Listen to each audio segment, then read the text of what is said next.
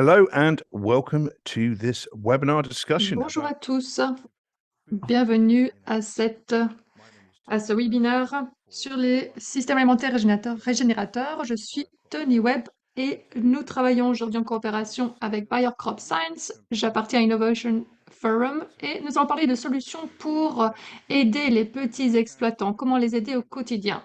Nous allons, au cours de cette heure, tenter de discuter des différents obstacles quant à la mise en œuvre des différentes techniques agricoles, mais nous voulons en particulier nous concentrer sur les solutions. Donc il est facile de discuter des problèmes, et je dois dire que tous nous excellons lorsqu'il s'agit de parler de problèmes, mais j'aimerais que nous nous concentrions d'abord sur les solutions, ce qu'il est possible de mettre en place. Donc, malgré les nouvelles sombres, je pense qu'il y a pas mal d'innovations qui sont en cours d'élaboration dans le monde et j'aimerais que nous réfléchissions à comment mettre cela à l'échelle. Donc, je suis heureux de vous compter parmi nous. J'aurai à cœur d'entendre vos questions. Nous allons donc entendre et recevoir Everline Moussaka, responsable stratégique pour les petits producteurs. Nous avons Anthony Kioko, qui est PDG de l'Association des producteurs de céréales au Kenya. Nous avons Sheila Keino, qui est la directrice régionale pour Sustainable Africa, donc partenariat africain pour les engrais et l'agro-industrie. Et elle a le titre le plus long de nos conférenciers. Nous avons Alan Johnson, qui est responsable des opérations pour la Société financière internationale. Ils ne vont pas se présenter en détail, mais ils vont nous parler des différents défis auxquels nous sommes confrontés et nous allons replacer tout cela dans un tableau plus large. Donc, je vais vous demander d'accorder une attention. Donc, nous avons eu un épisode premier sur les agriculteurs. Je ne sais pas si vous y avez participé. Nous nous étions concentrés sur les agriculteurs européens et cela a été mis en ligne par Innovation Forum. Il est possible de retrouver le webinaire. Il y a aussi aujourd'hui une interprétation fournie en français, ce qui me rappelle qu'il me faut ralentir, car nos interprètes qui font un travail d'excellente facture, merci monsieur, ont néanmoins besoin d'un rythme raisonnable. Donc merci aux interprètes, dit Toby Webb, merci. Et n'hésitez pas à sélectionner le langage de votre choix grâce au petit bouton d'interprétation. Je propose de démarrer. Nous aurons des discussions, des débats fructueux. Voilà ce que nous recherchons. Nous nous appelons une plateforme pour le changement, c'est-à-dire que nous rassemblons des experts et nous les écoutons. Nous tentons de dégager des solutions. Nous voulons co-créer un meilleur avenir. Donc, nous allons, pendant les 20-25 minutes, les entendre. Vous allez pouvoir utiliser la fonction questions-réponses, ce qui va vous permettre de poser vos questions et présenter vos commentaires. Nous allons ensuite choisir les meilleures questions, celles que nous préférons.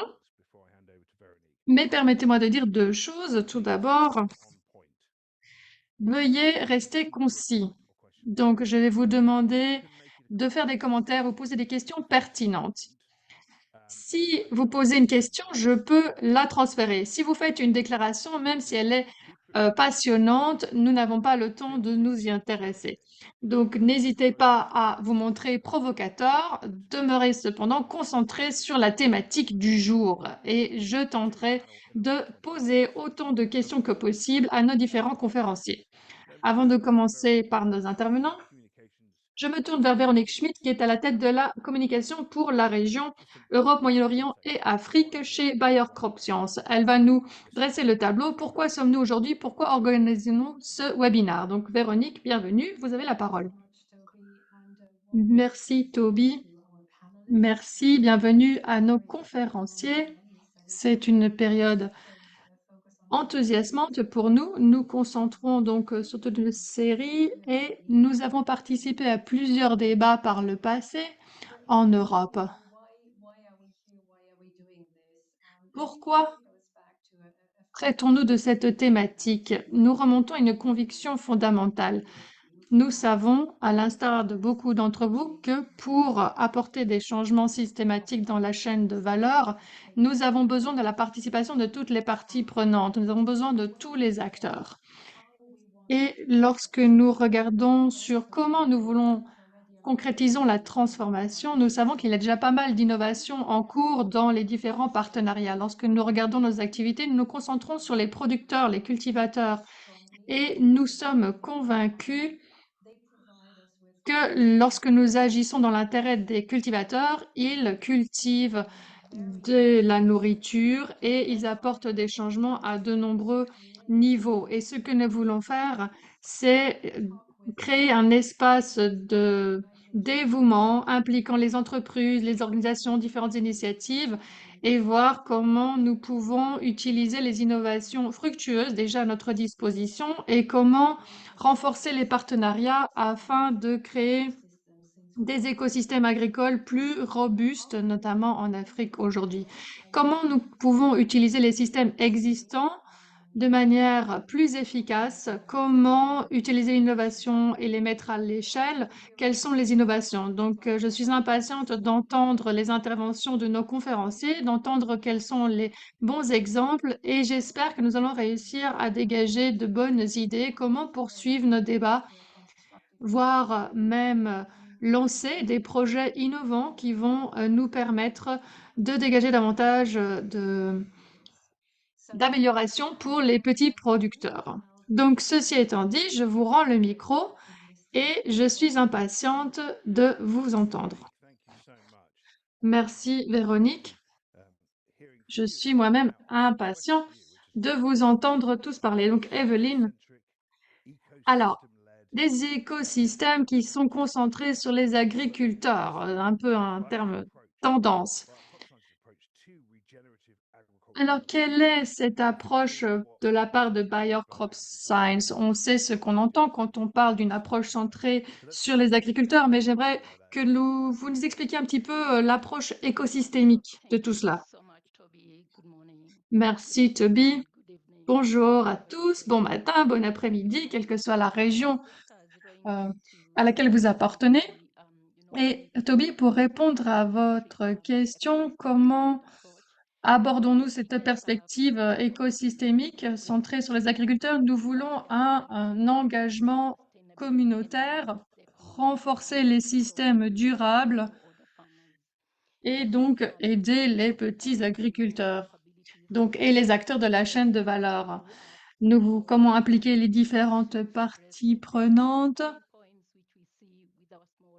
et comment relever les différents défis auxquels sont confrontés les agriculteurs et quelles sont les lacunes que nous arrivons à identifier aux différents niveaux de la chaîne de valeur. Donc, pour nous, une approche écosystémique va nous permettre de renforcer les capacités des petits agriculteurs pour améliorer les récoltes, améliorer le revenu des producteurs et en même temps, nous voulons créer un élan afin de réfléchir comment créer des systèmes alimentaires résilients et comment dégager des avantages pour le système dans son ensemble. Alors, pourquoi une approche écosystémique? Nous voulons renforcer et améliorer la valeur et en gros, comment faisons-nous cela? Nous analysons la production d'alimentation et nous voulons l'augmenter de 50% pour nourrir 9 milliards d'habitants d'ici 2030. Cela signifie que la production agricole va être soumise à une pression intense, ce qui crée des débats. Comment l'agriculture régénératrice va-t-elle pouvoir nous aider? Quels sont les mécanismes de livraison des produits agricoles? Et nous voulons reconnaître le rôle critique que jouent les petits agriculteurs. Nous voulons améliorer la sécurité alimentaire du continent. Pour l'Afrique notamment, nous pensons à la sécurité alimentaire et nous voulons nous pencher sur la perspective africaine, mais également globale. Donc, nous sommes responsables de 80% de la production agricole pour les pays en développement. Et nous voulons reconnaître qu'il n'y a pas uniquement des développements. Il y a pas mal de petits agriculteurs aujourd'hui qui sont confrontés à des défis de grande dimension comme d'autres pays partout dans le monde. Nous enregistrons des pertes dues aux conséquences du changement climatique. Nous vivons cela aussi en Afrique à cause d'inondations, à cause de sécheresses prolongées. Et à cela, nous voyons qu'il y a une pression accrue des nuisibles et des maladies sur les récoltes. Donc, ceci, évidemment, va de pair avec des coûts. Et il y a la question des zones arables aussi.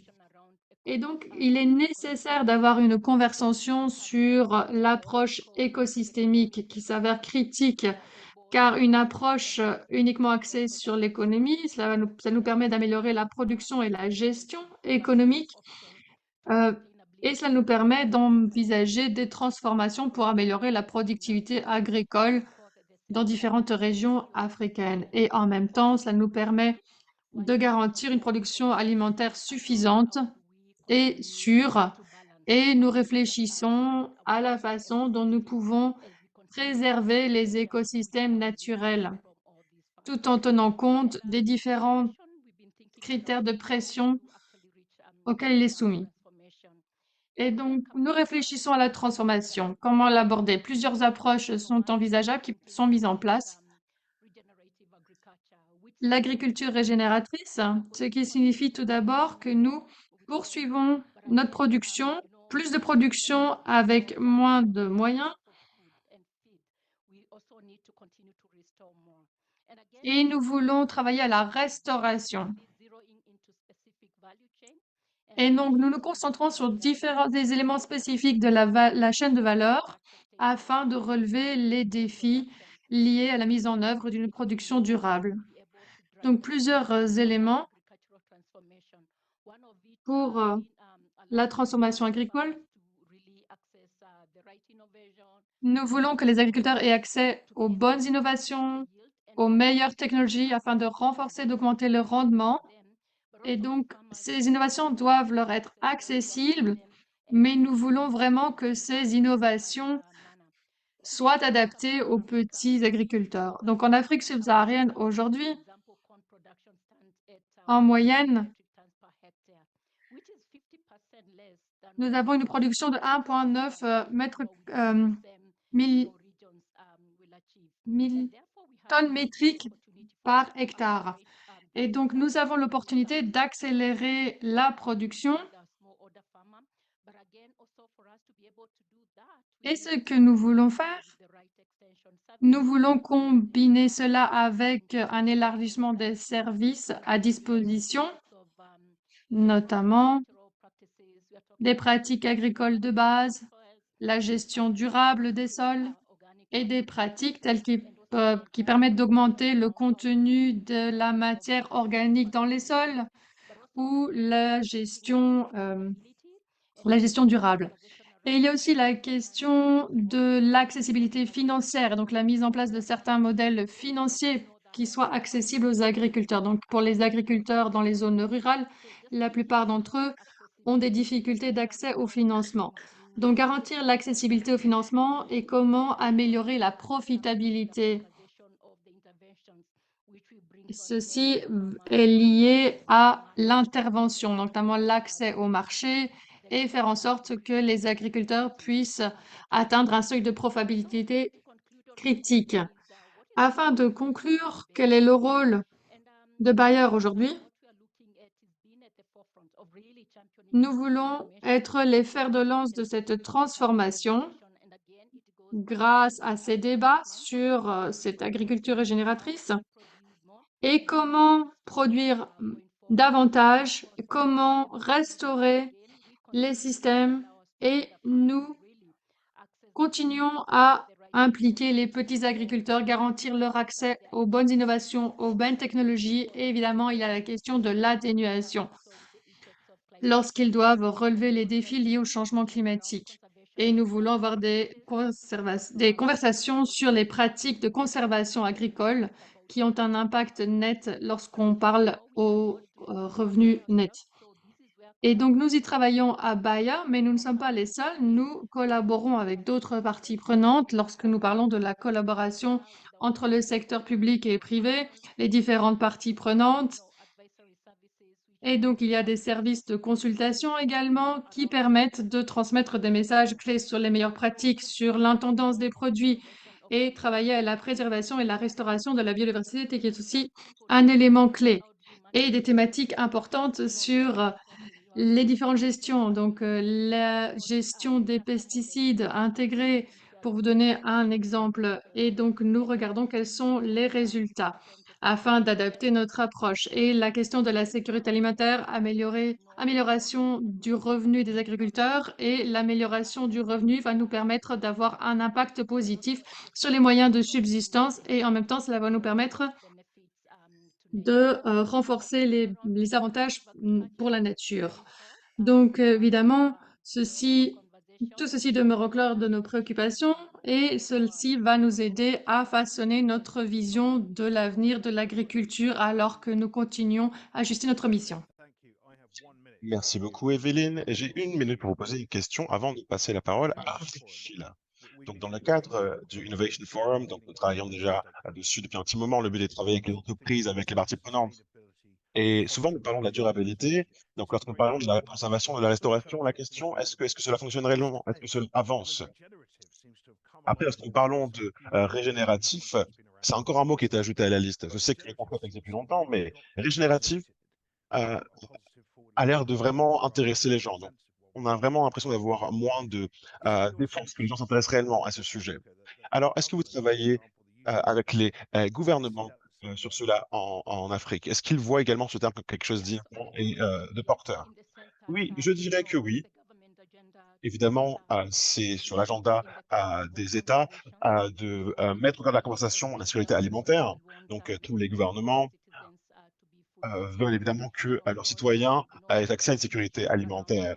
Donc, il y a différentes conversations sur la production, la surplus de production, euh, surtout pour s'occuper des générations futures. Évidemment, nous parlons également dans des discussions sur le changement climatique. Et je dois dire que oui, c'est dans l'intérêt de toutes les parties prenantes, y compris le secteur public, donc de mener ces discussions. Il est important d'avoir des partenariats de façon à ce que cette conversation prenne forme et continue à, à, à garantir cette sécurité alimentaire. Surtout lorsque nous parlons de l'Afrique, nous voyons qu'il y a de plus en plus de croissance de la population. Il y a beaucoup de jeunes dont il est question.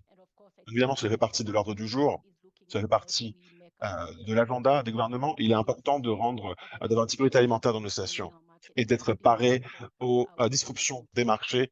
Cela a été vu par exemple dans le cadre de la Covid-19. Merci beaucoup. Dans le cadre de l'Innovation Forum, nous avons parlé avec plus de 2000 entreprises pour parler des différences qu'elles pouvaient apporter dans la chaîne de valeur. Ils ont parlé de résilience, etc. Donc, merci vraiment d'avoir parlé de cette approche régénératrice qui pourrait également euh, aider sur ce plan. Sheila, donc vous allez parler de renforcement des capacités, de différents sujets euh, et de la collaboration entre différentes parties prenantes. Bienvenue, Sheila. Merci beaucoup, Toby. Ça nous fait très plaisir d'être ici aujourd'hui. Alors, concernant les partenariats, nous entendons toujours le mot partenariat.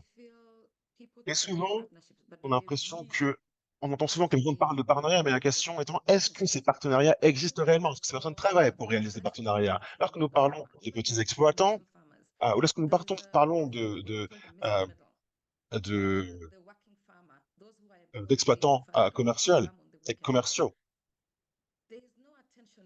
il n'y a pas de réelle attention portée sur les petits agriculteurs. Et je pense qu'il est important que nous nous concentrions sur eux, car ce sont eux qui vont faire changer la donne, qui vont changer la donne. Lorsque vous regardez les partenariats, donc nous parlons de partenariats publics ou privés, nous avons développé des partenariats avec des entreprises euh, alimentaires, agroalimentaires sur différents pays. Nous avons des coopératives. Nous avons plein de façons d'aider les petits exploitants, donc que ce soit via des institutions financières, via des assurances, euh, etc. Mais il faut savoir que si vous avez les meilleures semences, si le sol, si le terreau n'est pas bon, ces semences ne vont rien apporter. et il ne sera pas possible d'optimiser cette récolte. Donc voilà, je pense que l'entreprise commence à comprendre cela. Et nous avons commencé à travailler avec différents pays où les entreprises comme Bayer ont commencé à s'investir et à dire nous n'allons pas attendre.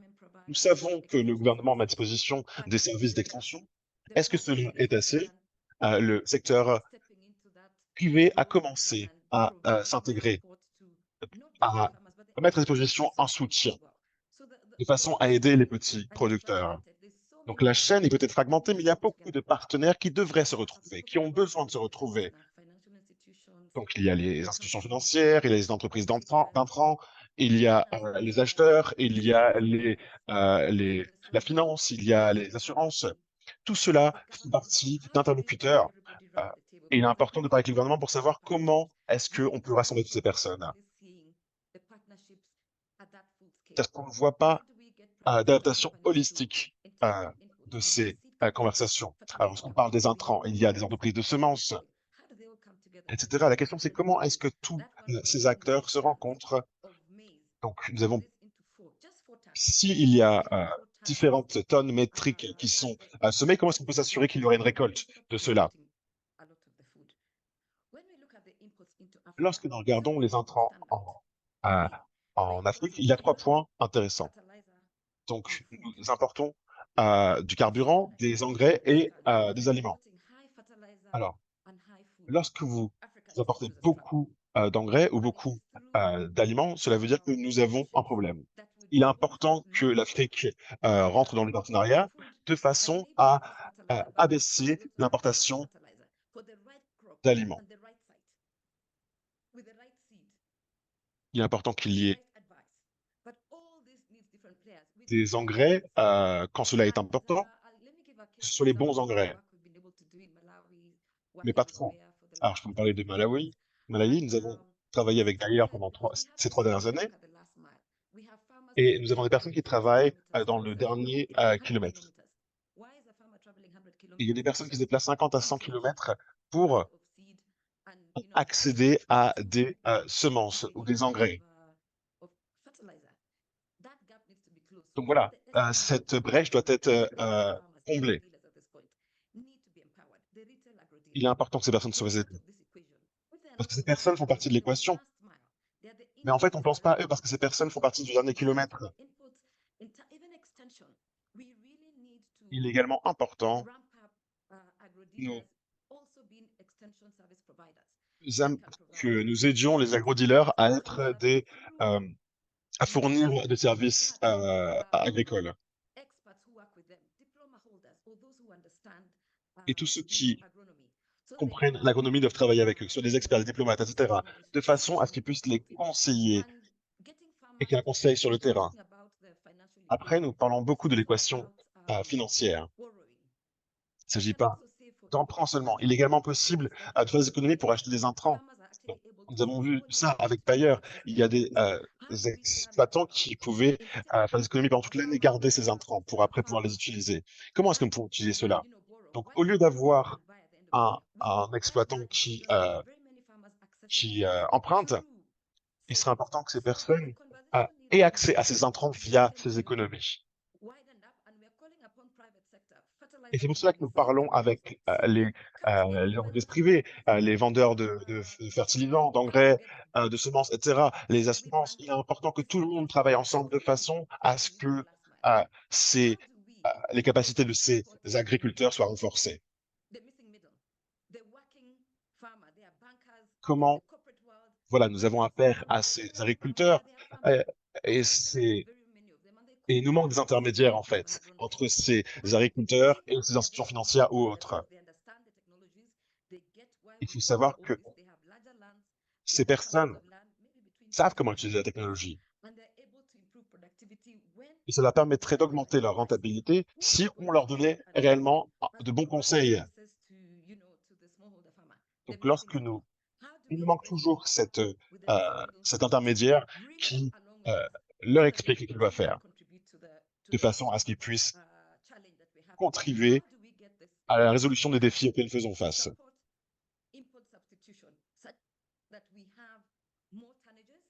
Nous faisons donc face à de grands défis. Et si ces personnes savaient exactement quelle recette appliquer, ils sauraient quand apporter quel engrais et comment se développer de ces semences. Donc la question, encore une fois, concernant les partenariats, c'est comment rassembler ces personnes, comment les faire converser, comment atteindre un réel échange de façon à ce que les partenaires développement, les entreprises d'intrants, etc., puissent réellement travailler ensemble. Il est important donc que le gouvernement soit sur la table, que tout le monde mette les mains à la pâte et travaille entre eux.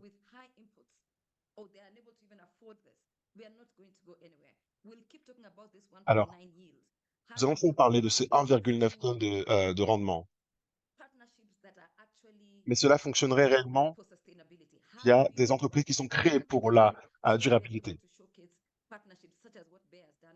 Encore une fois, ce que Bayer a réalisé est un exemple, et c'est exactement ce que nous devons mettre en place, de façon à pouvoir travailler avec des petites et moyennes entreprises. Le problème qui manque, encore une fois, ce sont vraiment les conseils, l'accompagnement, parce que les informations ne sont pas les mêmes en fonction des agriculteurs. Il s'agit des questions que nous posons.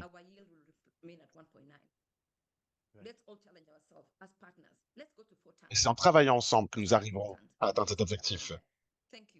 Merci beaucoup. Ce partenariat est extrêmement important. Chers partenaires, travaillez ensemble, s'il vous plaît. Une question à vous, envers vous, Sheila. Est-ce que vous pouvez être très bref, s'il vous plaît, parce qu'il manque du temps?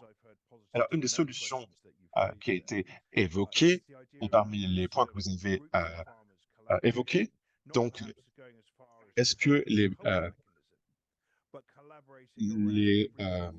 exploitants pourraient travailler ensemble, collaborer de façon à s'aider les uns les autres, donc de façon à leur permettre un accès à ces moyens. Est-ce que vous pensez que cette collaboration entre exploitants agricoles pourrait aider? Alors, lorsque vous organisez des groupes, évidemment, vous pouvez tirer avantage de tout. Donc, vous pouvez avoir les meilleurs intrants parce que vous avez des négociations qui sont réalisées. Vous pouvez acheter en gros, donc vous faites des économies d'échelle. Et lorsque nous regardons donc ces intermédiaires agricoles manquants, il faut vraiment que nous penchions notre attention là-dessus. Nous voyons des agriculteurs qui se rassemblent et qui essaient de mettre cela en place. Nous voyons donc que cela est possible. Il est également important de voir qu'il y a des agriculteurs commerciaux qui peuvent aider, donc en mettant à disposition des conseils, en leur parlant d'innovation.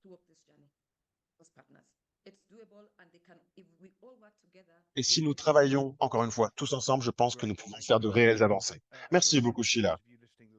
Pour ceux qui vous écoutera par la suite, vous avez entendu de Sheila Keener qui parlait du pouvoir de la collaboration. Ensuite, avant, nous avions entendu parler de Evelyn Musioka qui parlait donc du microfinancement. Maintenant, nous allons passer à un autre intervenant. Donc, encore une fois, il s'agit ici d'un stream podcast.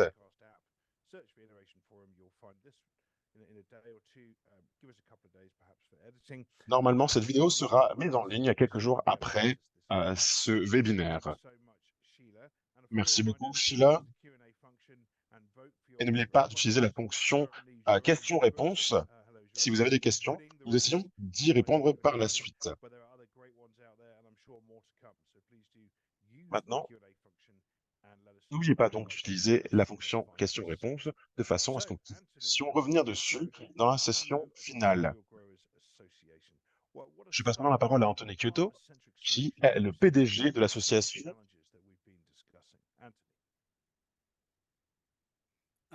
des producteurs de céréales au Kenya. Merci à nos panélistes. Nous avons eu une très bonne discussion jusqu'à présent. Laissez-moi revenir sur ce que Evelyn et Sheila ont mentionné. Alors, concernant, je pense que les deux ont parlé de partenariat. Il est également important de mentionner un point qui est de plus en plus important dans la conversation avec les partenaires et les exploitants agricoles.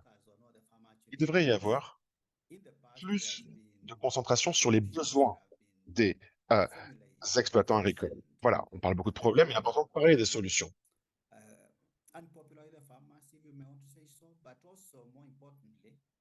Et encore plus important donc, c'est de parler de solutions durables.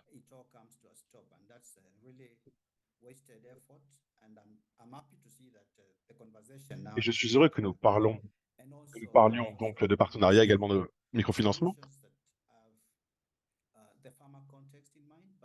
Il est important d'avoir des solutions qui prennent en contexte les besoins des agriculteurs. Il est également important d'avoir un déploiement efficace des technologies. Alors, un certain nombre des solutions ont été mentionnées par Evelyne et Sheila, d'une façon ou d'une autre. Mais pour moi, la solution la plus pratique, en tout cas dans mon expérience, et qui fonctionne très bien, je vais essayer de vous mentionner quelques exemples de partenariats.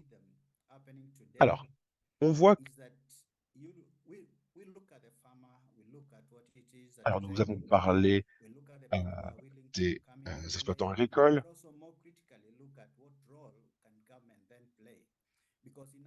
Il est important de voir quel type d'acteur peut jouer quel rôle.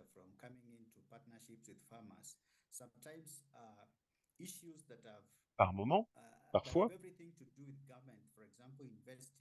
il y a des problèmes avec un manque d'investissement des gouvernements, de façon à ce qu'il y ait les politiques et les régulations adaptées.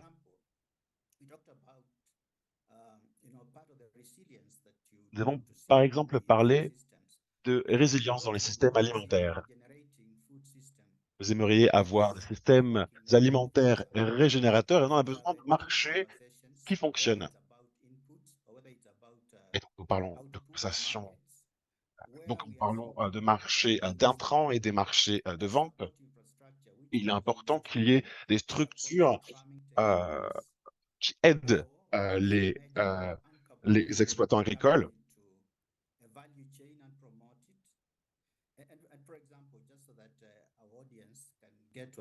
Et qu'il y ait une promotion de la chaîne de valeur. Dans le contexte kényan, donc je parle de la perspective kenyane, nous avons certaines chaînes de valeur qui en profitent plus que d'autres.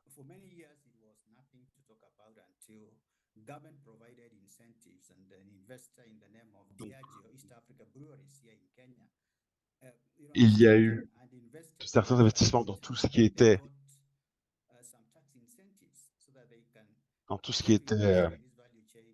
orge, mais pas dans d'autres domaines. Il y a eu des opportunités qui ont été créées dans cette chaîne de valeur. Et il y a des partenariats similaires dans tout ce qui est l'accès aux intrants. Un autre point qui est associé avec cette chaîne de valeur, c'est donc une amélioration de l'utilisation d'outils numériques. Donc, nous avons déjà parlé de 1,9 tonnes métriques, ça a déjà été mis en avant, donc c'est un grand progrès, mais il est également important de parler de l'adaptation au changement climatique, à l'appauvrissement des sols, etc. Il est important que l'exploitant agricole soit au courant de ce qu'il doit faire, mais que l'information l'atteigne, les informations l'atteignent rapidement. Voilà, une meilleure utilisation de la technologie. Alors, au Kenya,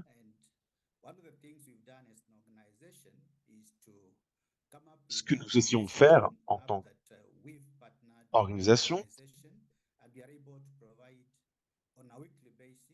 c'est de mettre en place l'application de messagerie de façon à ce que les exploitants agricoles reçoivent des informations sur la météo.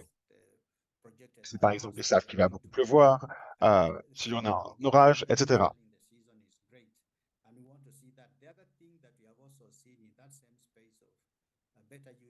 Il y a, il est également important d'avoir une meilleure utilisation des médias, des données.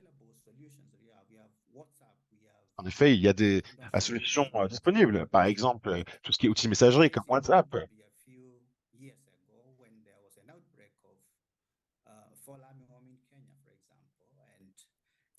S'il y a par exemple des problèmes de maladies, des plantations, ou par exemple, ce que nous avons vu dans la période de la COVID-19, nous avons été en capacité d'utiliser des outils messagerie comme WhatsApp de façon à atteindre ces exploitants agricoles et qu'ils aient les informations nécessaires à disposition. On peut donc voir qu'il y a des changements qui sont mis en place, mais il y a d'autres solutions qui sont intéressantes et qui ont à voir avec tout ce qui est investissement.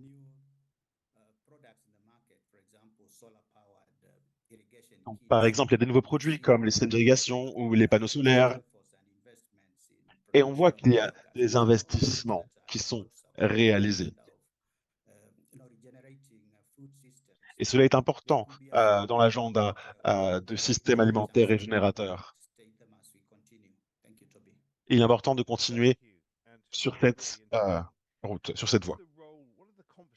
Merci, c'est très intéressant. Quelle est la conversation que vous avez quant au rôle de la capture et de la séquestration du carbone?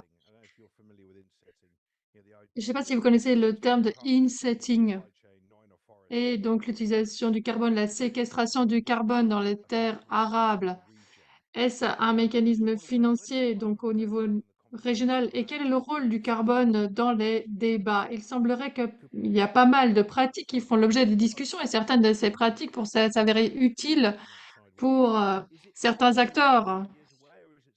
Est-ce qu'on en est encore loin ou est-ce qu'il y a déjà un certain intérêt et cela suscite-t-il déjà des financements en la matière? Alors, on en parle au sein de l'organisation. Et si on regarde la côte de l'Afrique de l'Est aussi, on en entend de plus en plus parler. Et il y a différents types de solutions, donc basées sur le photovoltaïque par exemple, et il y a les marchés d'échange de quotas en matière de carbone, donc les crédits carbone. Et je pense qu'effectivement, la séquestration est un mécanisme que nous pourrons utiliser à l'avenir. L'idée est de faire en sorte de savoir ce sur quoi il faut se concentrer. Et nos acteurs principaux, ce sont les petits agriculteurs, et donc il est important qu'ils comprennent comment ils peuvent utiliser la séquestration, qu'est-ce que la séquestration, comment cela peut être à leur avantage. Donc, quel est l'avantage qu'ils pourraient tirer de telles pratiques ou de l'utilisation de tels mécanismes? Effectivement, c'est un aspect clé. Donc, quels sont les avantages pour les petits agriculteurs entre les pays? Donc, via l'implication des pays donateurs et d'autres parties prenantes. Et on en discute constamment avec des entreprises. Dans tous les cas, on peut dire que les choses s'améliorent. Espérons que dans quelques années, nous pourrons regarder en arrière et voir les progrès incommensurables que les petits agriculteurs auront enregistrés. Alan, je me tourne vers vous. Je suis heureux de vous revoir parmi nous. Alors, la conversation, les débats au sein de la Société financière internationale. Donc, le financier veut voir des résultats afin de mesurer les progrès. Quels sont certains des outils qui, selon vous, vont permettre de mettre les solutions à l'échelle dans la région? Merci beaucoup. Merci à tous les conférenciers. J'interviens en dernier, donc ça veut dire que toutes les choses intelligentes ont déjà été dites. L'interprète excuse, mais le son est vraiment de mauvaise qualité et il est très difficile à interpréter. Donc, pour tenter de répondre à votre question, effectivement, nous mesurons des progrès grâce aux aspects financiers et il y a un risque dans les débats de se perdre un petit peu dans les détails et de perdre de vue l'objectif final. Dans tous les cas, Je peux dire qu'il y a pas mal d'intérêt de la part des entreprises.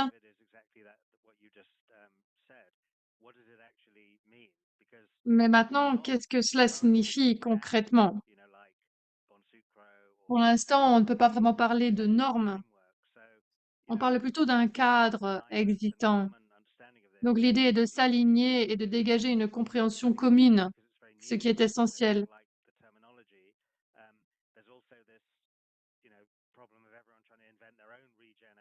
Et chacun tente de créer son propre cadre au niveau régional. Et il est important pour nous de tenter de dégager un cadre plutôt collectif, d'identifier les meilleures pratiques. Il y a notamment une plateforme, donc l'idée est vraiment de dégager des pratiques régénératrices communes. Et on essaye d'identifier le marché principal qui vont émerger, de rassembler les différents acteurs et de voir ce qui est important. Donc nous voulons vraiment que les meilleures pratiques soient mises en place au niveau régional. Ceci étant dit, il est bon de mettre l'emphase sur le photovoltaïque et les différentes ressources avec lesquelles nous devons composer, mais c'est important dans ce contexte, n'oublions pas les moyens de subsistance. Donc il faut trouver le bon équilibre entre les avantages environnementaux positifs et faire en sorte que les moyens de subsistance soient garantis pour les agriculteurs. Et donc nous sommes fort conscients de cet exercice d'équilibriste. Et j'ai bien aimé la façon dont Sheila a tenté de présenter les différents volets du marché. Je pense que c'est très pertinent. Et donc les petits agriculteurs vont nous accompagner afin de concrétiser cette agriculture durable. Il y a différents types de petits exploitants et évidemment, ils ont des intérêts un peu différents, mais notre vision que nous tentons de concrétiser, ce sont ces petits exploitants qui voient l'agriculture comme étant une pratique commerciale et il y a aussi évidemment les pratiques commerciales durables. Donc il y a plusieurs dimensions à prendre en compte. Et in fine, je dois dire que vraiment l'important, c'est de trouver le bon équilibre entre avoir des ressources qui puissent se régénérer, mais réfléchir aussi à la survie des agriculteurs qui doivent gagner leur pain. Et bien souvent, c'est un élément que l'on ne retrouve pas dans les différentes politiques enthousiastes en matière d'agriculture régénératrice. Je pense que vous vouliez aussi entendre parler de solutions. Alors, de mon point de vue, nous avons pas mal de personnel qui travaillent à la durabilité et le lien avec le financement, ce qui est passionnant. Donc, quels sont les différents types, différentes sources de financement qui permettent de concrétiser la durabilité dans le secteur agricole? Je pense que c'est une matière nouvelle. Qu'est-ce que nous constatons? Pour l'instant, nous nous sommes principalement concentrés sur les infrastructures et nous aimerions que ce soit vraiment l'agriculture qui se retrouve au cœur donc de ces pratiques de durabilité lorsqu'on parle de financement. Et la solution, je pense, a déjà été mentionnée. Je pense que la technologie a vraiment un rôle à jouer, non seulement pour l'amélioration des entrants qui ont déjà été, qui a déjà été mentionné, mais bien évidemment l'aspect du numérique. Et ceci est fortement lié aux programmes régionaux car les avancées technologiques vont nous permettre, je pense, d'améliorer la traçabilité et la vérification des différents produits. Donc, cela va permettre d'optimiser l'utilisation des ressources, ce qui permet vraiment d'exploiter au mieux les technologies. Donc, il y a aussi l'exemple de la télédétection, par exemple. Et ça va nous permettre d'accomplir ou d'atteindre nos objectifs. Et je sais que je n'ai plus énormément de temps de parole. Juste rapidement, outre la recherche de ce point d'équilibre entre la gestion des ressources et la survie des agriculteurs, les moyens de subsistance, je suis d'accord avec ce que les intervenants précédents ont dit, nous devons avoir une approche holistique. Et coïncidence heureuse, Nous venons de publier un livre sur cette thématique qui s'appelle Travailler avec les petits exploitants, Working with Smallholders. Et j'espère que quelqu'un pourra me placer la référence dans le chat. Donc n'hésitez pas à consulter ce livre qui entre dans les détails de cette approche holistique. 400 pages de détails passionnants sur l'approche logistique. Merci Alan, je viens de placer le lien vers le livre. Et c'est une bonne idée, je pense que cela part aussi du rassemblement des différents petits acteurs. Donc un petit commentaire avant de me retourner vers Evelyne.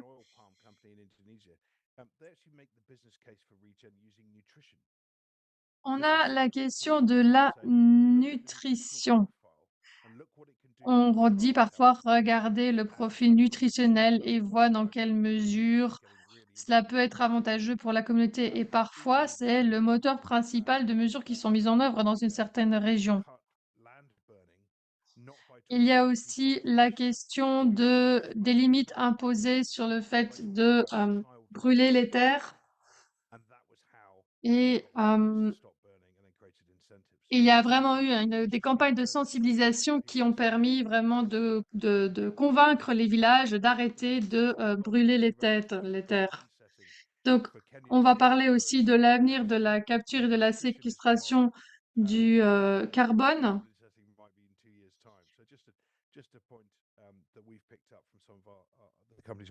Donc, ce sont vraiment quelques points de discussion. Donc, Evelyne, maintenant, quelles sont les solutions selon vous? Je pense que dans le chat, on en parle. Certaines des remarques quant au rendement. Le rendement, effectivement, est un élément clé. Et donc, il y a parfois des lacunes en matière de rendement lorsque les pratiques sont modifiées. Donc, pourriez-vous peut-être nous parler très rapidement de solutions en la matière? Merci. Merci beaucoup. Lorsque nous réfléchissons à l'agriculture régénératrice écosystémique, nous regardons le bien-être et notamment le bien-être social, c'est-à-dire aussi comment rendre l'agriculture plus inclusive. Et nous abordons le rôle des femmes ici. 66% des femmes sont impliquées de près ou de loin dans le secteur agricole. Et donc nous savons que les femmes sont de plus en plus partie prenante dans ce débat. Et nous parlons aussi d'approche intentionnelle. Et nous voulons évidemment renforcer les capacités des femmes. Et n'oublions pas les jeunes. Les jeunes ne voient pas le secteur agricole d'un bon œil. Donc l'idée de savoir comment rendre le secteur plus attrayant pour eux.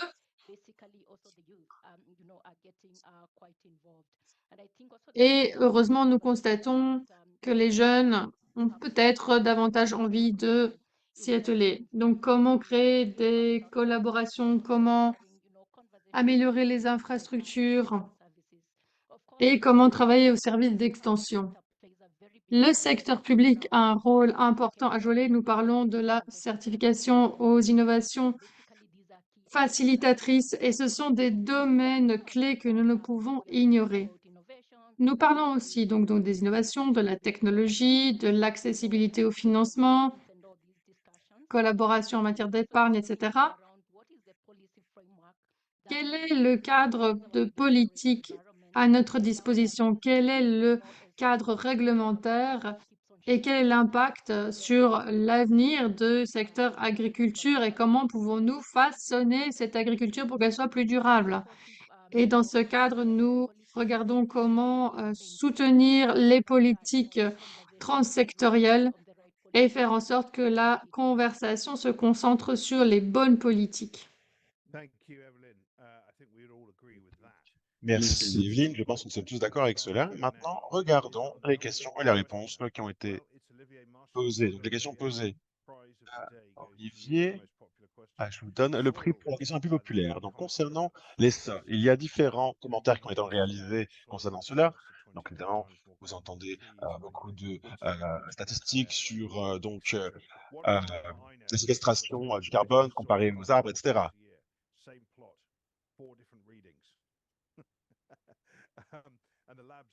Four different labs will give him four different diagnoses. Et il y a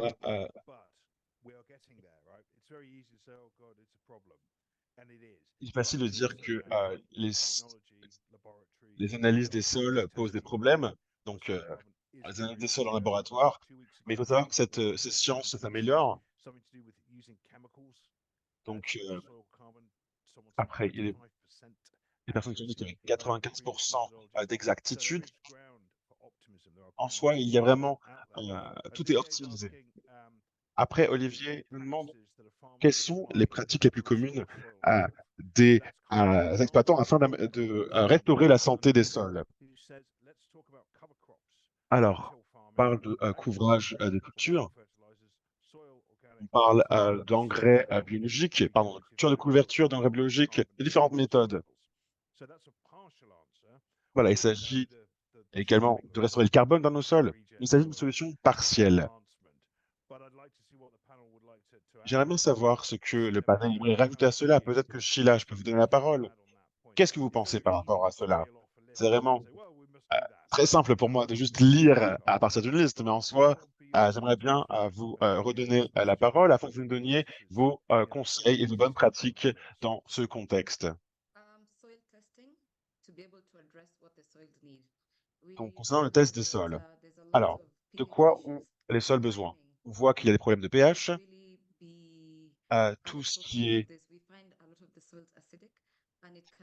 on voit que les sols sont très acides et, et, et le limage pourrait être une réponse.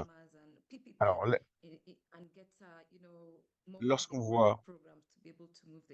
on voit qu'on a réellement besoin de gouvernement de travailler avec les agriculteurs. Donc, il y a des tests qui ont été réalisés en Tanzanie et cela nous a montré que lorsque le taux de pH est adapté, on peut augmenter la production de jusqu'à 15%. Donc, avec tout ce qui est l'image, donc intégration de chaux, donc il s'agit seulement d'une solution. Je dis juste que si on trouve des solutions adaptées au sol, en fonction des sols, eh ben, il y aura une amélioration de la productivité, de la rentabilité. Et cela pourrait être mis en échelle. Donc, l'important vraiment d'analyser les sols pour comprendre ce dont ils ont besoin. Merci beaucoup. Question rapide envers vous, Alain. Alors, Alors, quelle crédibilité a ces façons de mesurer le carbone dans les sols? Quel est votre avis? Est-ce que vous pensez que c'est quelque chose de réel, quelque chose qui fonctionne? Qu'est-ce qui pour vous est-ce que pour vous ces échantillonnages de laboratoire sont crédibles? Donc, je ne suis pas un scientifique des sols, je ne suis pas un spécialiste, mais de façon fondamentale, je pense qu'il doit y avoir une façon crédible d'analyser cela qui ne coûte pas beaucoup. Le problème avec tous ces marchés du carbone et cette monétarisation du carbone, c'est de rendre cela rentable. En soi, les agriculteurs doivent avoir des motivations pour changer leur façon de travailler. Il est important d'avoir une économie circulaire.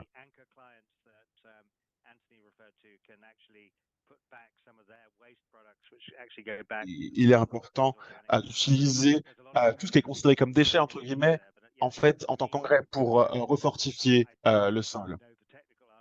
Bon, en soi, je peux vous donner une réponse technique, mais je pense que c'est important d'avoir quelque chose qui pourrait être mis à l'échelle de façon rapide et qui ne soit pas trop coûteux, qui soit bon marché, de façon que cela puisse être mis en œuvre par tous les agriculteurs.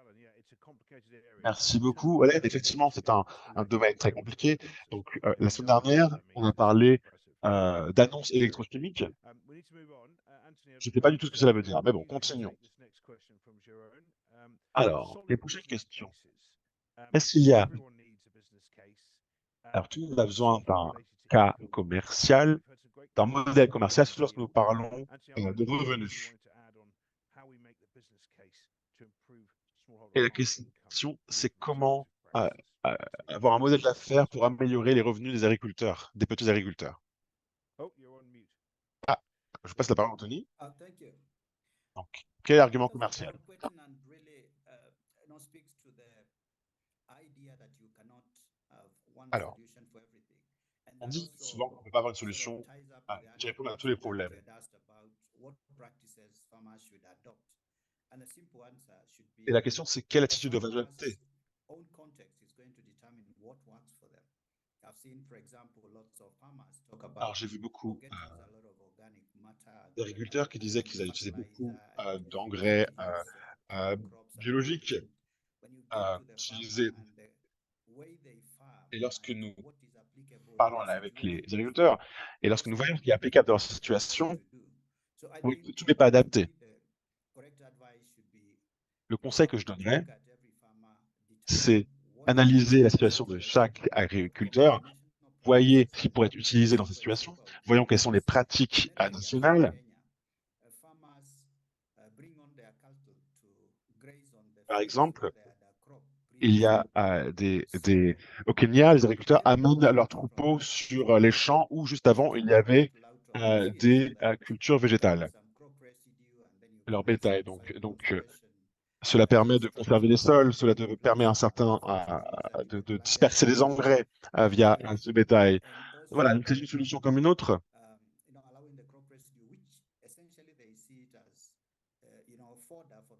During the drought periods. That takes a whole mind shift, and therefore. Et le bétail est important également en temps de sécheresse. Alors, est-ce que vous avez parlé d'arguments commerciaux importants pour les agriculteurs? La première chose est de comprendre que nous avons toujours une situation à long terme, une approche à long terme. Donc, l'important d'avoir des motivations.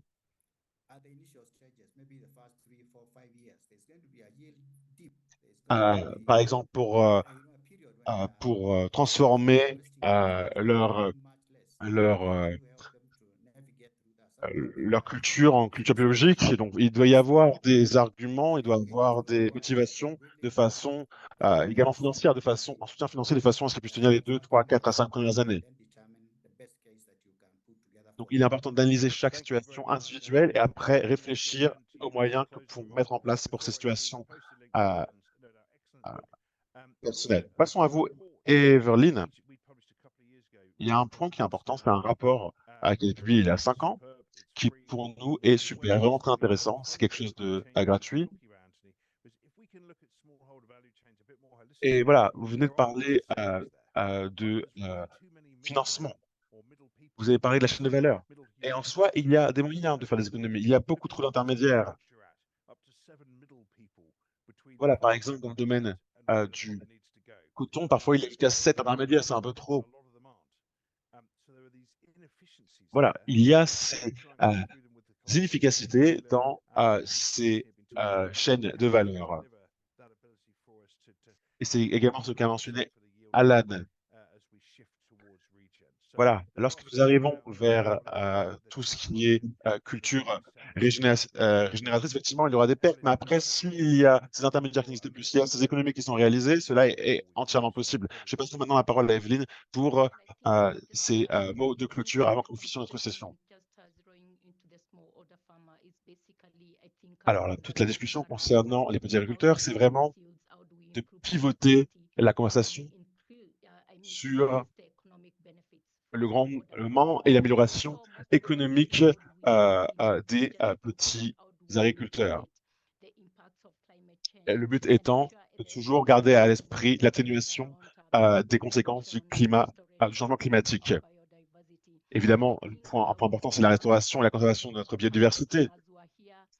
Et je pense que beaucoup de parties prenantes disent que nous pouvons atteindre ces objectifs en Afrique. Et il est donc important de continuer à mener cette discussion. Et nous sommes heureux de voir que nous avançons. Le but étant que les moyens de subsistance des agriculteurs soient conservés, voire améliorés. Merci beaucoup. Nous arrivons à la fin de cette session. Donc, ce webinaire sera mis en ligne sous forme de podcast. Si vous nous envoyez un email, nous vous enverrons un lien vers ce podcast. Merci Evelyne, Alan, Anthony et Sheila. Merci beaucoup d'avoir participé à ce webinaire. Merci d'avoir pris le temps de partager avec nous. Chers audience, j'espère que vous avez trouvé cette session intéressante. Merci beaucoup. Merci de votre soutien. Donc, restez dans notre mailing list et j'espère vous revoir bientôt. Merci à tous et à bientôt.